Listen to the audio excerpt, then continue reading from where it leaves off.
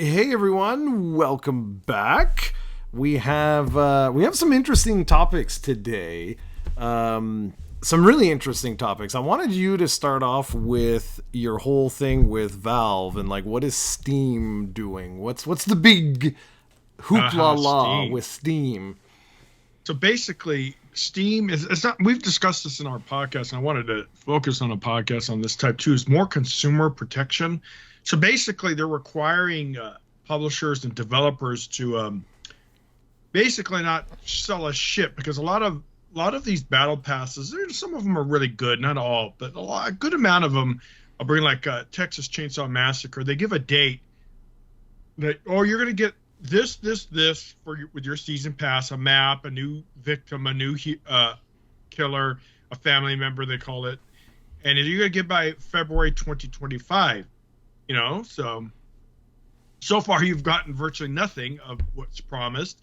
They don't tell you what you're going to get. Now, Steam's not going to be. If you watch the video, guys, we'll put a link in the description. They want the developers to publish what you're going to get, as much detail as you can. You can be kind of vague, unfortunately. I wish they were real strict and hit put the hammer down. They could still be kind of vague, like, oh, you're going to get 5 weapon skins, etc. You don't have to. But the point is, they're going to hold these companies and publishers financially responsible for it. So basically that means, so let's say Texas Chainsaw, well, you need it by February. Let's say it's delayed. Traditionally, well, too bad. Hey, we got your money. We don't care. We'll deliver it sometime in 2025. Or they never update their storefront, et cetera, et cetera. So you can see what just that we're getting to. And so Valve wants to make these companies accountable. For one, they could have to refund, either partial refund or full refund. Now, that's very big because that hits them in the bottom line. Corporations don't like that. Or they cannot sell it, and they'll take the season pass off the storefront. So, again, at the end of the day, it's financially impacting the companies, in which it's good. Now, this really does a great job, potentially, is getting rid of these shady piece of crap companies out there that just don't care and do take advantage of the consumers. I'm really all for that. Another thing too is, though, there might be a little bit of I was going to say, these publishers and corporations, they're evil at the core. Maybe not, but they don't really care about consumers at the end of the day, other than grabbing your money. So they might get retaliation. They'll say, well, okay, well, fine, we'll just release all the promised content half-assed, broken. Let the gamers what's it called, deal with it. So there could be that kind of issue. I don't know if that's going to be the case. It might be. So I'm kind of, covering, but the gist of it is Valve is making these protections for the consumer, is holding publishers and developers accountable for their promises. They have to label in detail as much as possible. They can be vague a little bit, but they have to give dates. And if you do not meet those dates, there's going to be repercussions for it. And most of the time, it's going to be financial, where you have to give partial refunds, full refunds, or you're not allowed to sell the battle pass on the storefront, which at the end of the day will make a lot of these companies upset. So I'm all for it, Jared, because right now, there's a lot of shady stuff going on. There's a lot of, F you, give us your money. Hey, too bad. You'll wait. You'll wait. We'll give it to you eventually. No. I'm all for this. And I kind of wished a little bit more strict, at least. Like, the vagueness. I don't like that. Well, like, oh, okay, you get 2-3 heroes. You get 2-3 weapon skins, etc. By this date. It's a start, but I really wish they would come hammers down. Now, I can understand maybe why they want to keep it vague for competition. Let's say Call of Duty, for instance, has, a special deal with, let's say, DC coming up, DC Comics, and they don't want you to know that Superman's going to be in Call of Duty. This is all bullshit, guys. It's not true. But let's just say that, and they don't want their competitors to know. I can understand why they want to keep it vague, but to the consumer, no, we need to know what we're paying for. I hate right now. There's this big trend where people are just selling up a game, a battle pass, and you don't even know what you're getting. They don't give you any kind of indication. You pay up front $15-20, bam, bam, bam, and you don't know what you're going to get at the end of the day. And that's bullshit. And I'm glad that Valve's requiring these shady business tactics in trying to get rid of them, or trying to definitely fight them or combat them. And it's gonna be interesting to see, because some people think that maybe these companies will half-ass shit now. We're like, well, here's these 3 skins, here's these 3 characters. Whoops, or here's this map. Whoops, it's broken because we didn't have enough development time. Companies are garbage a lot of times. So I don't know. What do you think, Jared? No, I look. I mean, I think transparency is always good. Like, as best as you can. I mean, look, things have changed so much since I opened Eva. Like, and still, like, ever since then, I get certain things, right? Like, stuff happens. We were supposed to launch. Well, actually, like last week, like mid-November, we were supposed to launch, but we got into the Consumer Electronics Show. So because we got into the Consumer Electronics Show, I'm not going to launch now. That doesn't make any sense. Like, I'm going to launch when I have like the greatest amount of, like, eyeballs on me. And like, I have a roadmap of features and stuff like that are going to be developed over a period of time, but stuff happens. And I know with like season passes and stuff like that, stuff can happen. So it can be difficult to say like, oh yes, you're going to get precisely, unless you've already developed it. And that's where things get shady, right? Like what Capcom used to do, where it's like the features are already on the disc, you're just paying to unlock them. Bullshit. Now that I don't agree with. That's complete sketchy, like, what the hell, guys. But I do understand where it's like, okay, look, in the roadmap that we have right now, we've got these character packs, we've got these levels that should be developed and stuff like that. All good. We're going to release them by a certain schedule. But I do know, just from my own personal experience, that, like, guys, shit happens. Like, it can happen. Now, I agree with you, though. Like, transparency is... You want to try and be as transparent as you can. And they do have to review too. Valve's going to. So let's say you're EA, you come to Valve and say, "Well, unfortunately, we were able to meet this target market." I think they have a little bit of a leeway. I forgot, was it 30 days, something like that. But basically, they're required to go to Valve to explain why delays, etc., and update the with new dates.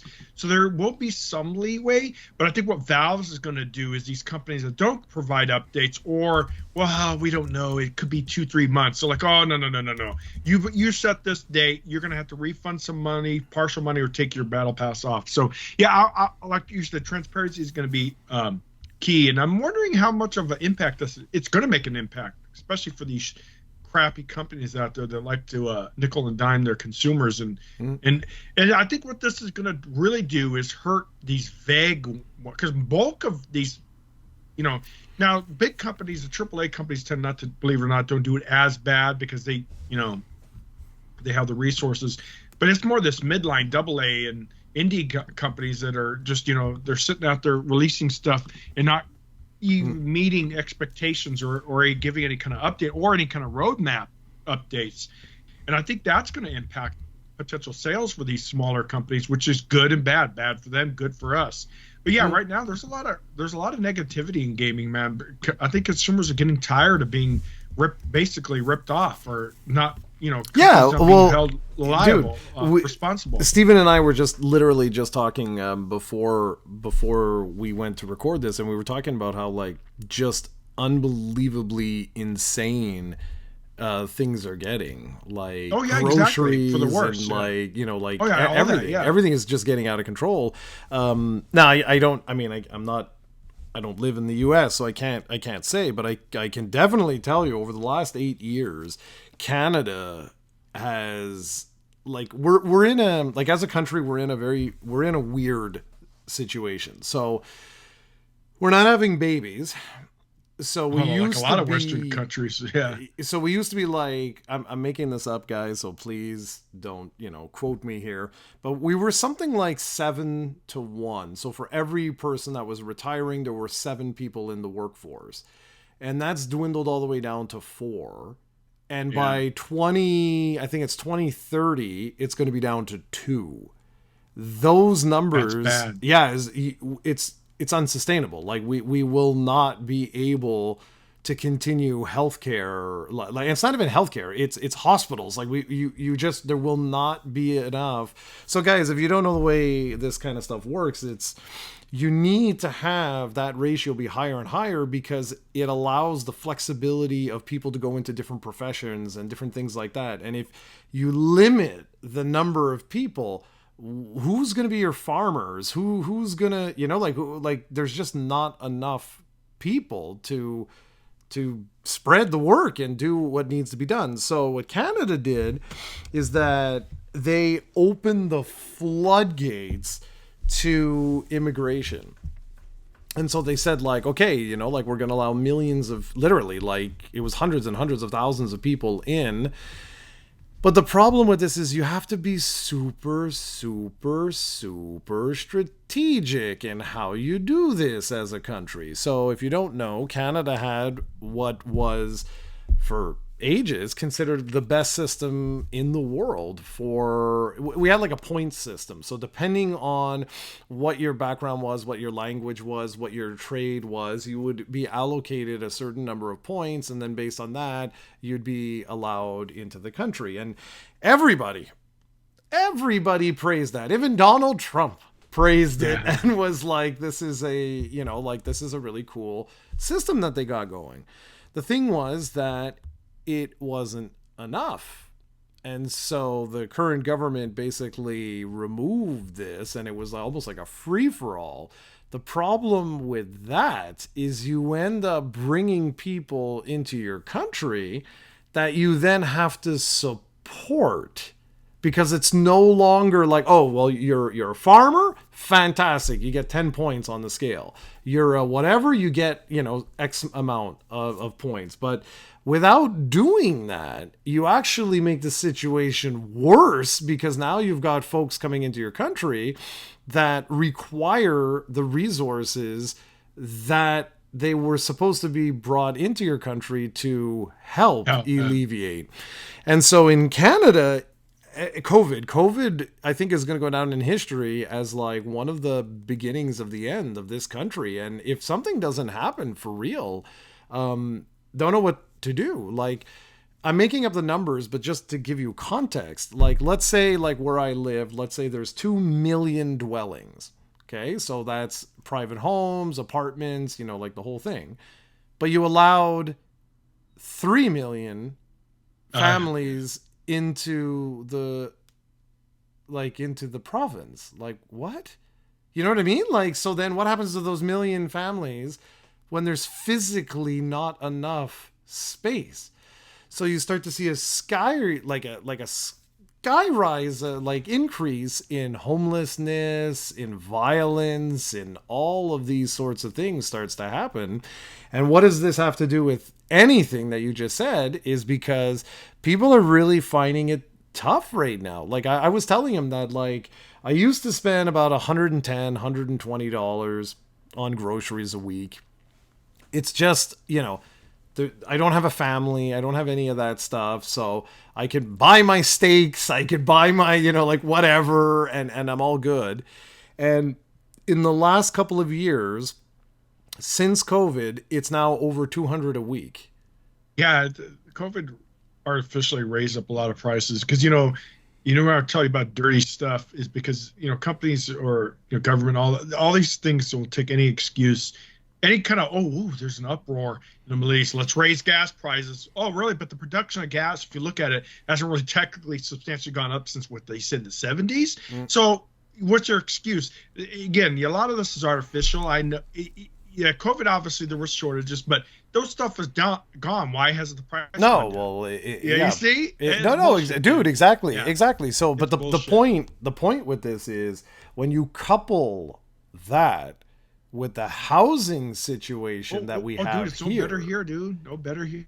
And so, in like, Southern California, it's really getting bad, like, for real. Like, oh yeah, exactly. I mean, because Southern California, man, it's ridiculous. The home where I live in the suburb, which is considered a nice area, it's anywhere from $800,000 to $1 million for a home. Now, you think when I was growing up, when you say $1 million home, you're thinking like a mansion, dude. Yeah. Something elaborate, nice acres of land, beautiful estate. Dude, $1 million, Well, for $1 million, the Yes. hell.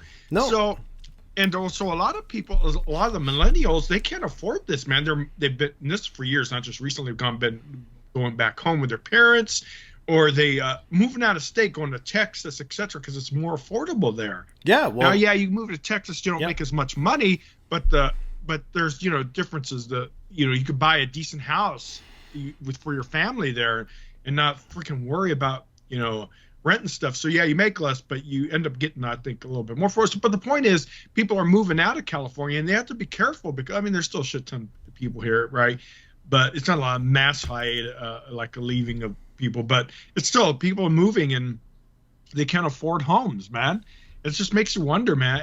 And a lot of this is artificial. You have these banks and outside investors who buy up a lot of the real estate to create a demand when it's really not, because they want to drive the prices up. So Yeah, and there's a lot of stuff the government doesn't do in the United States to protect the consumer, and they never will. And yeah, I mean, U.S. is a special case. Yeah. But like here, like I said, I mean, I've been on my own, like living on my own and outside my parents' place for decades, type of thing, and I've never made as much money in my life as I do right now, and I've never struggled as much as I am right now. Like in terms of like, I'm not struggling, okay? That's not a good word, but I've never felt it like I do right now, ever. Like, I have to be careful now. Like, when I go and buy different things, I have to, like, I never used to do that. Like, I used to go grocery shopping and I had a rule where it's like, well, if I feel like that food, I'm buying that food. You know what I mean? Like, I don't care if it's on sale or not on sale or whatever. But now, man, like, I gotta be careful. If I do that, I'm gonna walk out of the grocery store with like $300-400 worth of food. And Steven was saying, he was like, with his 2 kids, he was like, I feel for Steven, man. He's like, it's crazy. Kids. Like, I wonder how old his kids are now. Oh, they're getting Are they up close there. to 18, Steven? Once they're 18, yeah, no, they're not there yet. No, they're not yet. But it's just really interesting, and I do think, we've talked about this a lot, about like consoles and gaming and entertainment and all of this, and it's like, guys, like, there are limits to what people can actually afford. And it's funny because these companies have metrics about that. Dude. They know by increasing their product cost, they will lose people, but as long as they're still maintaining a certain threshold, they're okay with it. Like, okay, we'll lose this many 10,000 people, but we still have, let's say, I'm just saying number, 1 million people to still buy. We're okay. When it goes to, oh shit, we lost 1 million people. Oh, maybe we should restructure our things. I mean, Disney's notorious about raising their tickets to ridiculous amounts. Yes, yeah, Dude, yeah. For average size, it's like $1,500 to go to Disneyland, between the food, the parking, the ticket costs. It's insane. Yeah, imagine little someone, kids always want to go to Disneyland, right? Imagine someone who's not living there. Oh yeah, like you. Let's say Steven want to take his little kids to, I don't know how little they are now, but take his kids to Disneyland. Yes, look how much that would cost. You guys don't have a Disneyland up there, so no. Are you kidding? Like, let's say we wanted to go to Florida. So let's say, like, Steven says, like, yeah, I want to take the 2 kids down to Florida. That is easily like a 10K trip. For what? So I guess it's to make their kids happy. No, yeah, I get it, but dude, 10 grand? Like, it's... I'd rather go to Europe. Me too.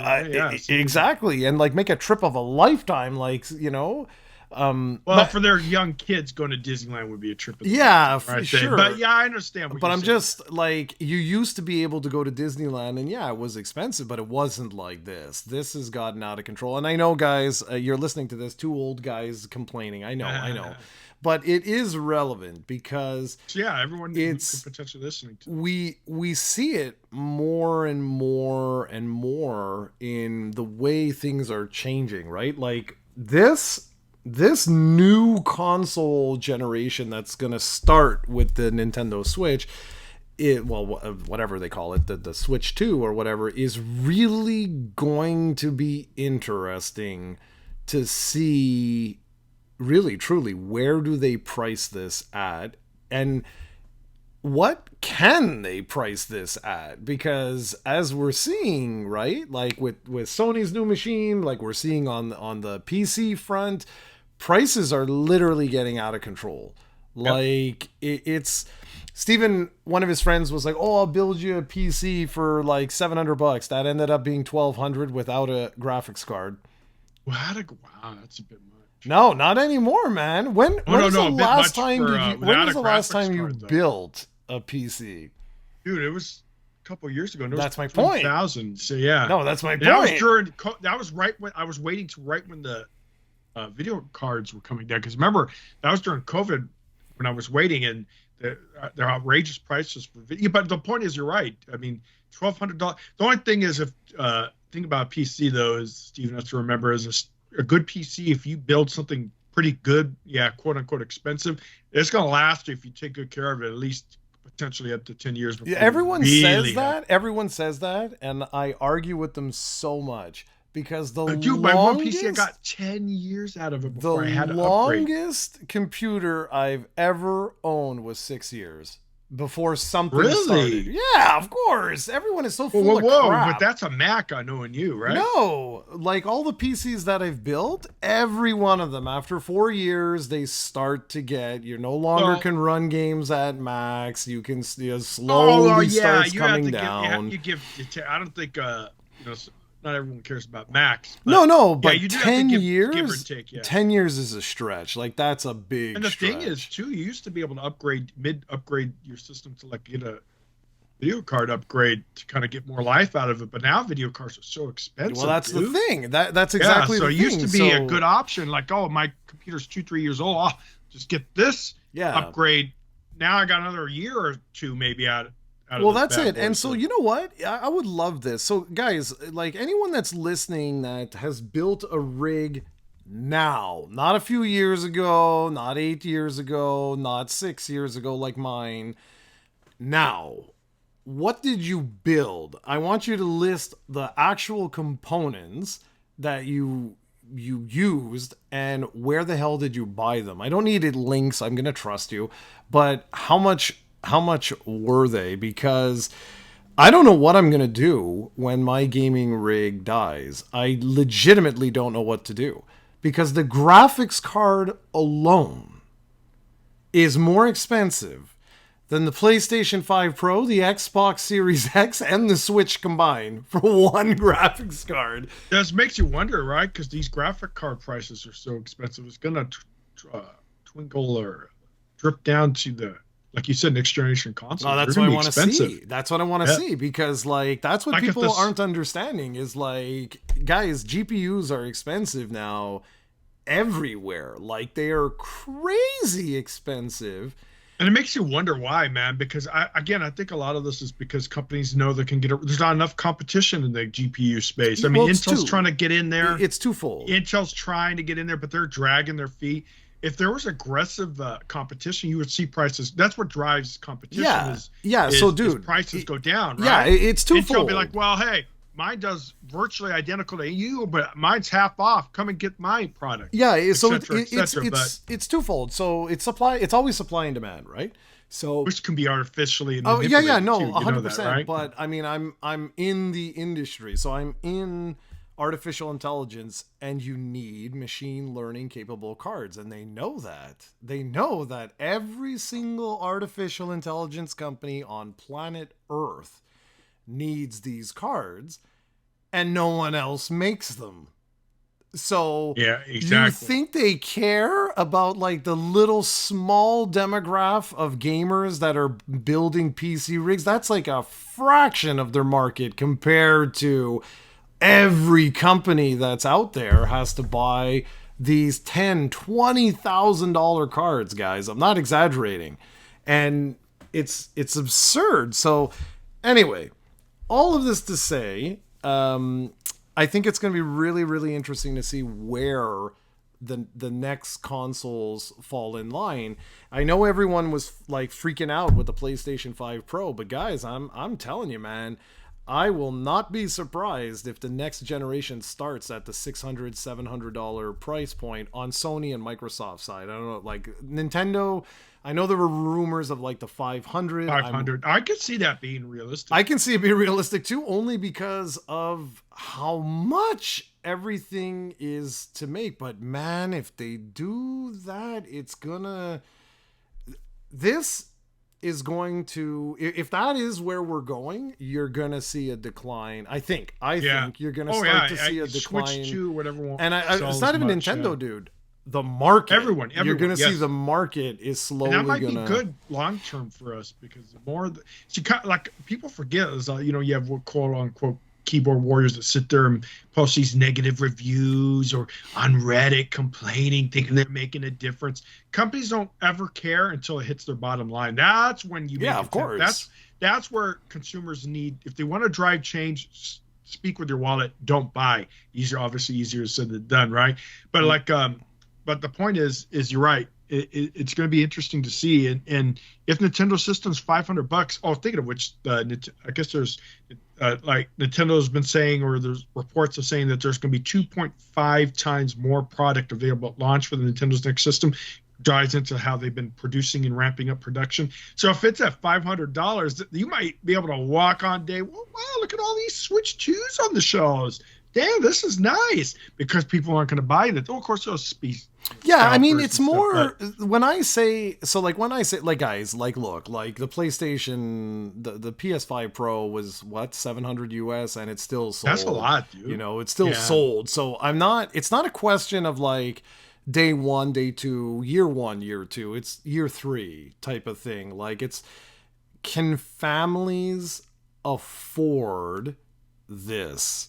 And I'll be honest, like, we're getting to a point where if it continues to go, which I don't see it not continuing, I really don't know. Like for Steven, he's a hardcore gamer, but he also he kind of doesn't play as much. But he'll always be a hardcore gamer. You know what I mean? Like, no matter what he says or what he plays, even if he only plays Pokemon, it doesn't matter. Like, the soul still burns, like, sort of thing.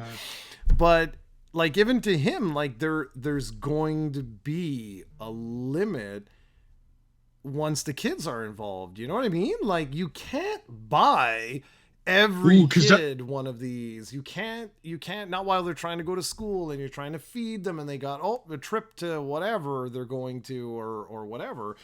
Yeah, because I think Steven bought each kid his own Switch, if I remember right. He might not do that if it's $500 a pop. Well, I wonder if Steven's even going to get. Steven, let us know. Are you going to even get the Switch 2 or whatever it's called at 500? Yeah. I don't care. Okay. It doesn't matter what he says. For sure, he's going to get. You Switch see that? 2. But anyways, okay. So why I think this is interesting is because over time, this is one of the major factors that leads into cultures slowly starting to change, right? It's often due to radical technologies that get introduced, or things like this, where there's like a major economic downturn, a war, civil unrest, whatever the case may be. And we got some sales figures for what's behind me for Dragon Quest 3 Remake in Japan. Okay, so this is really, I need to preface a couple of these things, okay? So first off, Japan only, okay? And I took some notes because I found it really interesting. So when I told Steven the news, at first he was like, okay, like that did well, like, sort of thing. And then we had like a further discussion. He was like, okay, so like that seems to have done like really well for Japan. But he was sort of awestruck with the difference between the Japanese market and the North American market, right? And so were you. When I told you the news, you were like sort of the same thing. You're like, what? But yeah, I was expecting a lot more from Japan. So I wanted to put things in perspective, okay? because the Japanese market has been getting smaller and smaller. I didn't have enough time to look at what the peak was, but pretty sure PS2. Like, pretty sure that was the largest the Japanese market ever got. Because you have to remember, Xbox never made a dent. Even the 360 never really resonated over there. And by the time the PlayStation 2 era had ended, yes, you had the Wii, but I'm not sure. I'm really not sure if the Wii, maybe, you guys can correct me. I'm not sure if the Wii and PlayStation 3, did they, as a market, as a full market, was it larger than the market that was before? I don't know. You guys would have to let me know, because you got to remember that during the PlayStation 2 time, I mean, that was huge with DVDs. But again, the problem is, like, and I do it too, I think of worldwide. We're only looking at Japan. So it is possible that the peak was the Wii. It's totally possible that the peak was the Wii, and then it slowly got smaller. Whatever the case may be, here are the numbers. So I believe it includes the week. I believe. It's hard to tell because I don't know when it actually went on sale. I think it went on sale worldwide the same time, which would put these figures at about a week. Okay. So Switch version sold 641,195 physical copies. This is what's important. Downloads, exactly. Yeah. And the PS5 version sold 185,750 copies, making for a grand total of 826,945 thousand copies in total. Now, excluding all digital sales, okay, this total makes it the best-selling game in Japan this year, including all titles on all platforms. That's really good then for Japan. It's interesting because what did I tell you, man? What? Because I was because Dragon Quest is like the mecca. I know, but whoa, I'm not done. You know, well, hold up. Hold your comment. So it's also the fastest selling game since Tears of the Kingdom. Oh, okay. And it has sold more than double what Final Fantasy VII Rebirth sold in its lifetime, and Final Fantasy 16 in its lifetime in Japan. Now, none of this includes digital sales, which are estimated to be, with the physical, somewhere in the ballpark of 1.5 to 1.6 million. Okay, that's pretty decent. I don't know why they don't include the physical, the digital. Oh, they just don't have it. Like Famitsu doesn't. They simply don't have access to it. Now, because I know you, I was like, I want to compare this to the last new Dragon Quest game that was released. So when I say that, to many of our folks that watch this, or like just, North Americans, they immediately say, oh, well, Dragon Quest 11, right? And it's like, yeah, absolutely. But everyone forgets where Dragon Quest 11 launched. Most people, when I say what was the last new Dragon Quest, the Dragon Quest on the Switch. I'm like, guys, the Switch wasn't even out when Dragon Quest 11 hit. And then everyone's like, what? But they forget that Dragon Quest 11 was released in 2017 I can't believe for the PlayStation 4 and the 3DS. And the Switch may have been out, okay? I actually don't remember, because I think the Switch did come out at that year. 2017, yeah, it did. But it wasn't a launch title. It came out after when they did that. Years later, right? Well, I think it was 1 year later. I think it came out the following year. But anyways, whatever. The point I'm trying to make is, I got the original 2-day sales. Okay, so this wasn't even, it was just 48 hours it had been on the market from the time Famitsu had done their whole thing. You have to remember that at this point in time, this was not worldwide, so it was like, it was only literally only Japan. So here we go. 3DS version of Dragon Quest XI sold 1.13 million copies, while the PlayStation 4 version sold 950,000 copies. Wow, what a difference, dude. But it And shows how much smaller the market has gotten. You know what I mean? Like, yeah, those were good. yeah, Those that's are what I was really. expecting from when I was like, what? Not even a million physical? I mean, because the 3DS, also 3DS had such a huge user, or so Switch. So, I mean, so, yeah, you could compare them now. Actually, they're pretty much the same user base. So, but yeah, just worldwide. I mean, not necessarily in Japan, but yeah, it just shows you, man. And it's because Japan's kind of moved for years now to the mobile market, right? They're They not really. have, but you know what I'd like to do, dude? And I'm gonna keep this. I'm actually gonna keep this because I did a little research to find this. You hear that, Steven? I actually did research. But I am gonna keep this because I want to see something. Is it that the market is getting smaller, or is it that more people have transitioned to digital? That's what I want to see, I think it's because digital, dude. I think it's digital too. But I do think the market has gotten smaller. Like, I think the cumulative market has gotten smaller. The other thing that I'd like to remind everybody is, while okay, yes, 800 and let's put 30, let's raise it, 830,000 combined to the over 2 million that combined cumulatively sold for the for Dragon Quest 11. Although, really, guys, it's really not fair to do that, because they were two completely different games. You know what I mean? Like the PlayStation 4 was this lush 3D game.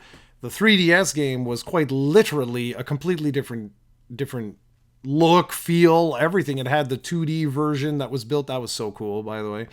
I still can't believe we never got that here. Like, that version remains Japan exclusive. Like, I can't get over that.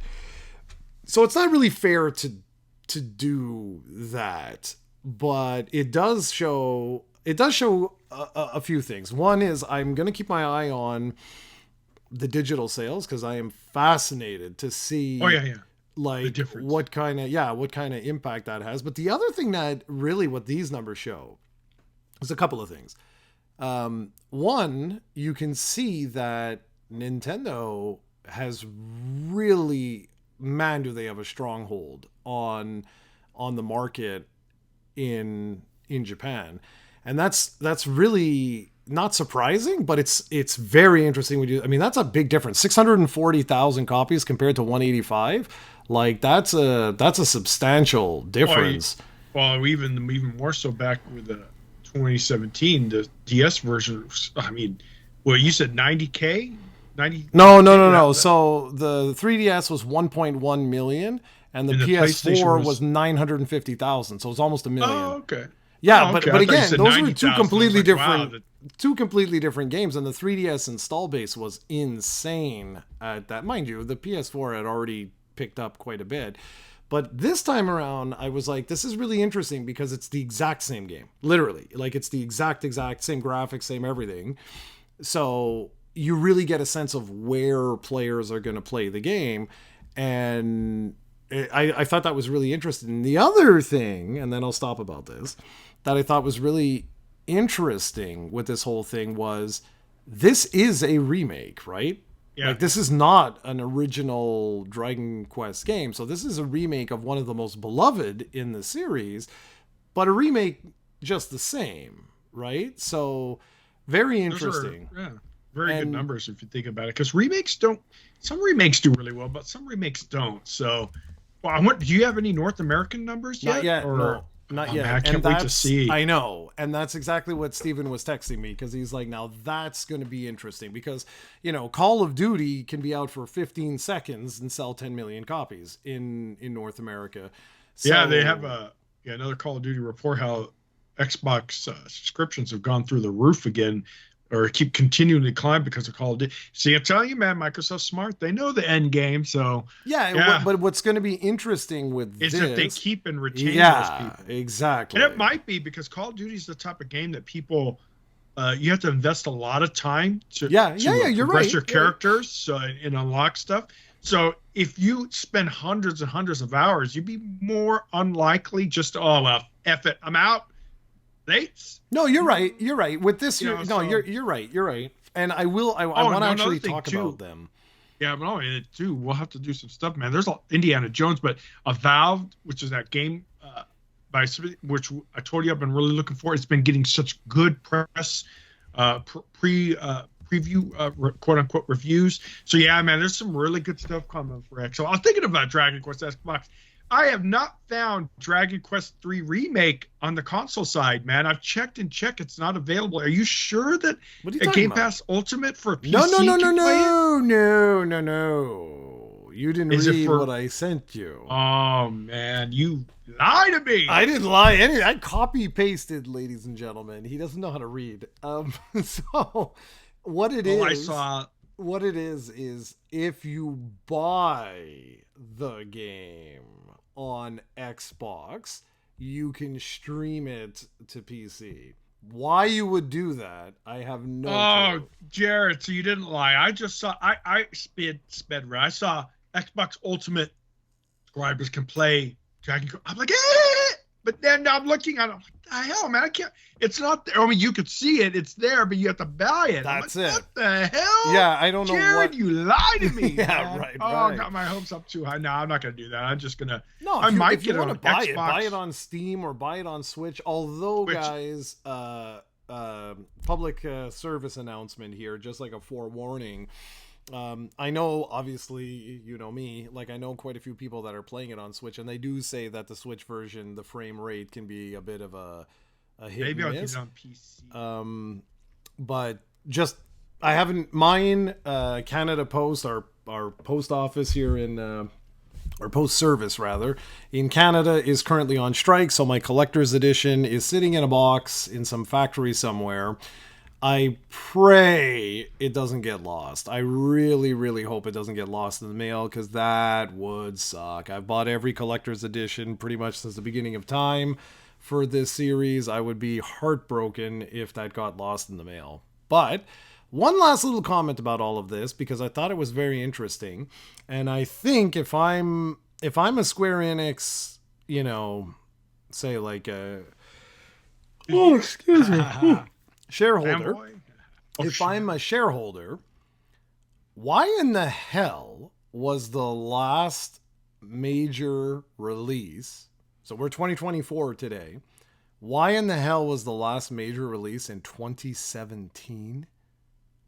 Like 7 years, guys? It took you 7 years to give the world another Dragon Quest? Like, what? And keep in mind, there's been other ones in between, like the Joker and stuff. But yeah, I know. Like numbered, and again, I'm talking remakes. I'm being fair here, right? Like I am talking just numbered entries. And people always forget this when they talk about Dragon Quest 12. I'm like, guys, it's been 7. It has been 7 years since the release of Dragon Quest 11. This is starting to get like ridiculous now, you know, and I know taking their time. Like I know that games take forever and stuff like that now, but this is one of the problems that you and I have talked about. Like things have to change in the gaming industry, because this isn't sustainable. Like you want these sales every year or every 2 years or whatever. You don't want to wait 7 Sony years. Said too, and another company said that AAA gaming is, I don't know, is Dragon Quest considered AAA? I think it is. The new mainline. Yeah, the mainline new for sure. So they said, you know, AAA gaming's not sustainable. So AA and indie, or, you know, smaller projects is the way to go. But yeah, who knows? I mean, who knows what the delay is? Maybe it was too ambitious and they like, oh, well, shoot, we have to restart. I heard, you know, there was falling outs. I don't know, man. But whatever it is you're right. They need income. Maybe they're going to be more aggressive about remakes now, like to sustain them until these big projects. Who Well, knows? I don't my know. question is, you see this behind me? How quickly can they pump out these 2D HD or HD 2D, whatever the hell the thing is? Like, how quickly can they get these out? Because I had a really good chat with Ahmed the other day, and we both said the like pretty much the same games at the exact same time, where Chrono Trigger and Final Fantasy VI being remade with this style Oh, would sell like uh, crazy. speaking of which, wasn't the Legend of Mana or the Visions of Mana and all that didn't do that hot, right? The new Recently? one, yeah, no, the Yeah, new it didn't do one, so hot. no. But What again, about it's there was remake versions of it before that I though? want to go back to this because like I legitimately think there's something here. I don't know how complicated this is or how expensive it is to, because this is Unreal Engine, eh, folks? This is not like this costs money to make. I know some folks were just like, yeah, I just pumped them out every couple of months. I'm like, yeah, that's not. Don't let the pixel art fool you. This is taking time to do. But I would love to see Chrono Trigger come back with that style. Would be amazing. And I mean, 3 is right here. We've got 3 right now, and in theory, we're gonna have Dragon Quest 1 and 2, which is a smaller game. It's less complex, so I think that will come out next year. And if it can do Maybe they'll do around, 1 and 2 together, well, they right? are for Maybe. sure. Yeah, for sure, for sure, for sure. They're gonna do 1 and 2 together. And I'm if it can do around these numbers, this could be really interesting. But I think we got to wait and see. We'll see what happens in North America. And the last little thing that I really wanted, we have like about 15 minutes. I wanted your take on something because it it's it's getting a little bit, I don't know. Like, it's interesting. This topic is really interesting. I didn't put this, so this is a surprise for you because the what are topics I put? Oh, the Steam Deck, the white Steam Deck. Bah, whatever. We could talk about that another time. Did you see Xbox's, or have you heard of Xbox's holiday season marketing campaign? They just kicked it off. Did you see it? No, I saw some of their Black Friday stuff linked up with Call of Duty, but no, I haven't really been paying attention. Okay, so neither did I, to be really frank. I just started to see on a couple of socials here and there, people were like, what the hell? Some people are like, oh my God, it's amazing. And then other people are like, are you the dumbest company ever? And so I wanted your opinion of this because I'll be honest, I'm a little bit mixed. Like, part of me thinks this is the stupidest thing ever, and then part of me also thinks like, no, this isn't bad. So it's basically Xboxes everywhere. So like they have like these little things where they're like, this is an Xbox, and it's like your phone. And then there you'll see the I forget what handheld. It's not the Steam Deck, but it's another one of these. I'm not sure if it's the Rogue or anyway. And they're like, this is an Xbox.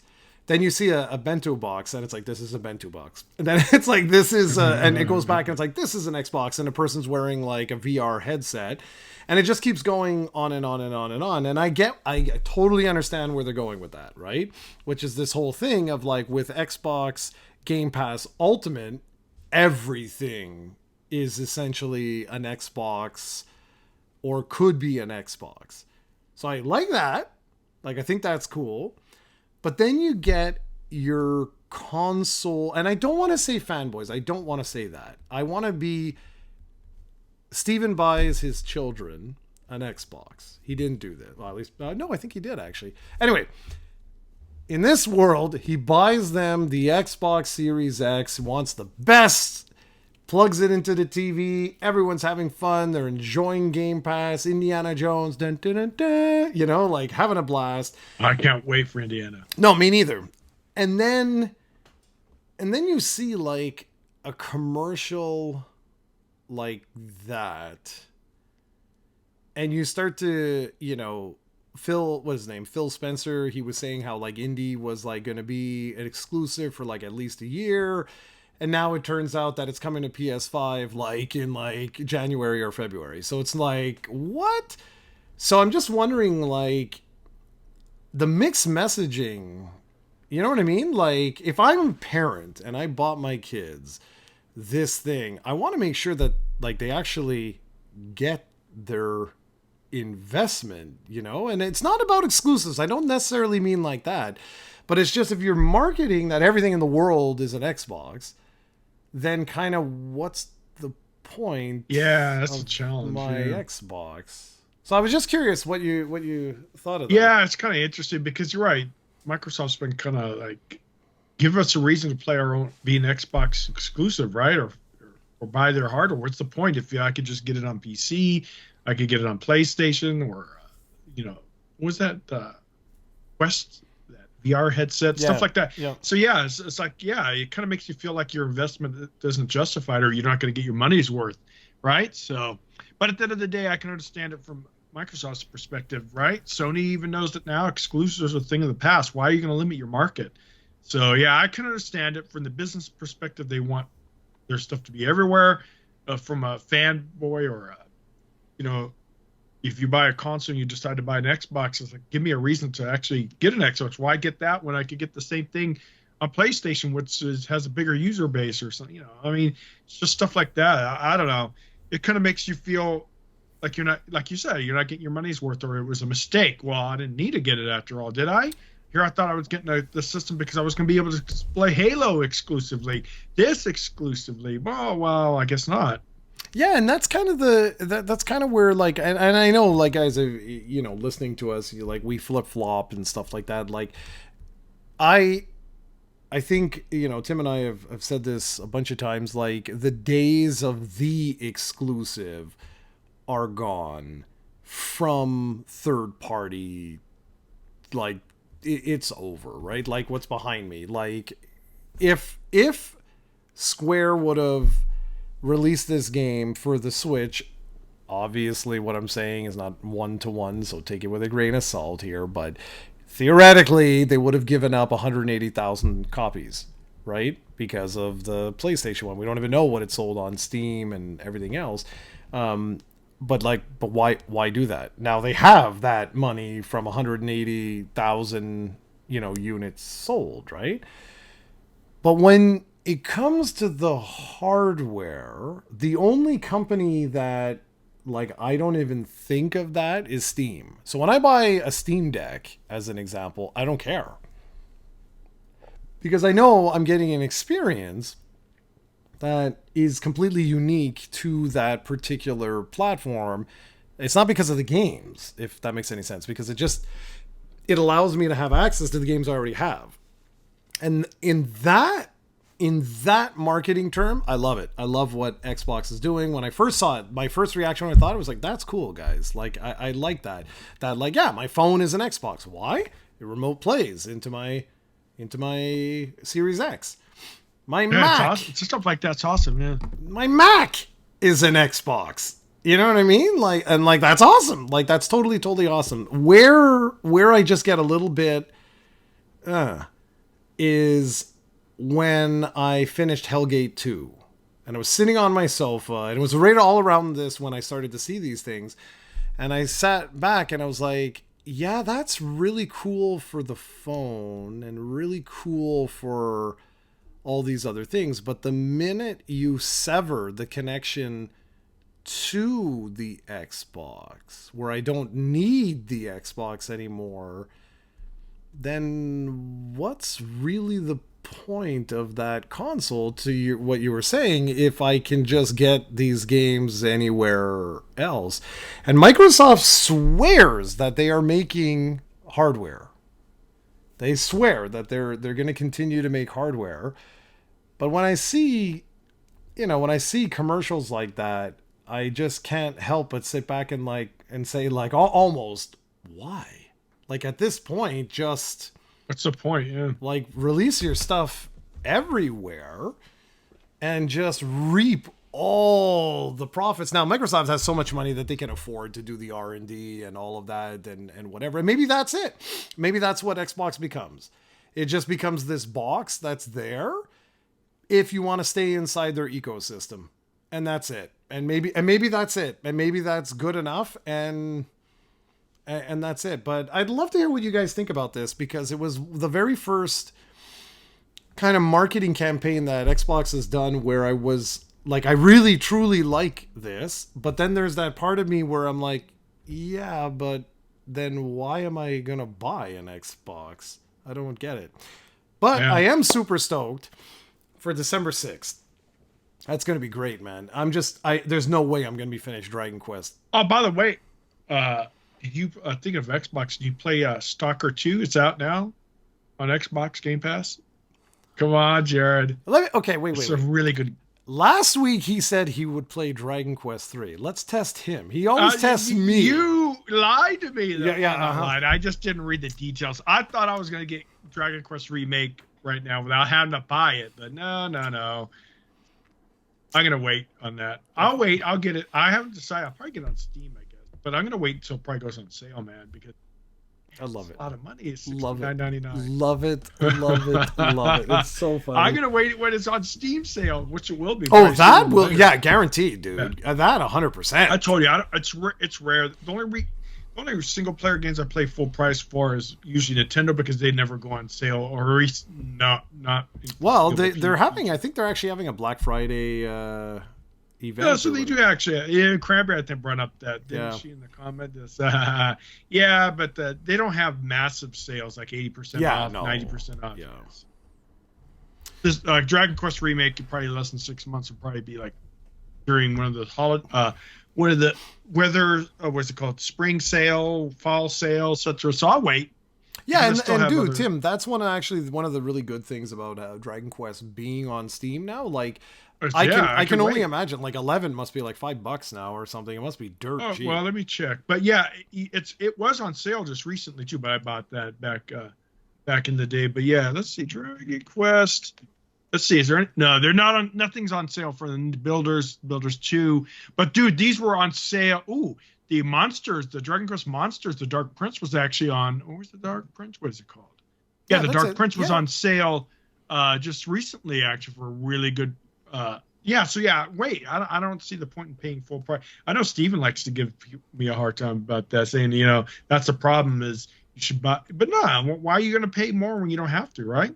And that's why these companies do what they do. Yeah. And that, we're stopping our podcast. So look at that. Never again. Goodbye. No. No, it's perfect. Okay, so hopefully, I'm really hoping this week I can make a lot of progress. This Dragon Quest is killing me because it doesn't have the Metal King slimes.